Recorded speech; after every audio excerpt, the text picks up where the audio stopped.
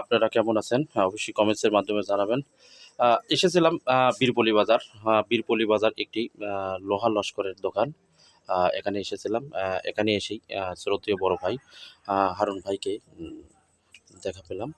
হারুন ভাইয়ের দোকানে কিছু চাকচিক্যপূর্ণ কিছু দেখলাম। দেখার পরে ভাইকে জিজ্ঞেস করলাম যে, "ভাই এসব লাগানোর কারণ কি?" উনি বলল যে, "আমার যে বাৎসরিক যে হালখাতা, শুভ হালখাতা উপলক্ষে উনি আজকে একটি হালখাতার ব্যবস্থা করেছে।" আমি ভাইয়ের কাছে যখন প্রশ্ন করলাম যে, "ভাই আপনার কি পরিমাণে বাকি আছে?" উনি আমাকে বলল যে, "তাও সর্বনিম্ন ৭ থেকে ৮ লক্ষ টাকার মতো বাকি আছে।" এখন বেলা দুপুর ২টা মতো প্রায়। এই মতো অবস্থায় ওনাকে আমি যখন জিজ্ঞেস করি যে, "ভাই কী পরিমাণে আপনার হালখাতার গ্রাহকরা আপনাকে টাকা দিতে চলেছে?" উনি বলল যে, "মোটামুটিভাবে চলতেছে।"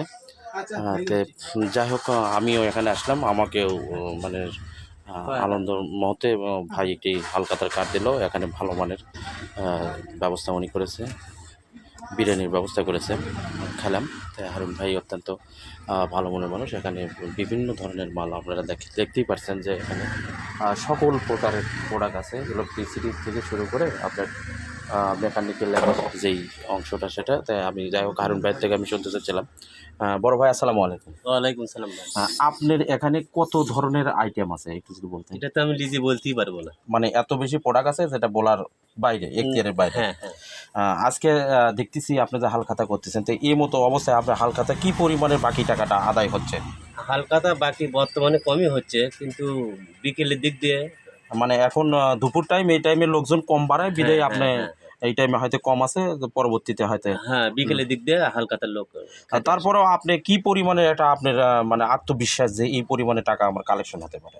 আমার জানা মতে ৩ থেকে ৪ লাখ টাকা কালেকশন হতে পারে। বাকি আছে কত টাকা? প্রায় ৬ থেকে ৭ লাখ টাকা। ৬ থেকে ৭ লাখ টাকা। ৩ থেকে ৪ লাখ হলে এটা তো তাহলে তো আপনার অনেক কম হলো। এখন এটাই হবে, এখন কিছু করার নাই। তাহলে তো ব্যবসার তো আপনি অনেক টাকা ইনভেস্ট করতে হচ্ছে। হ্যাঁ, হ্যাঁ।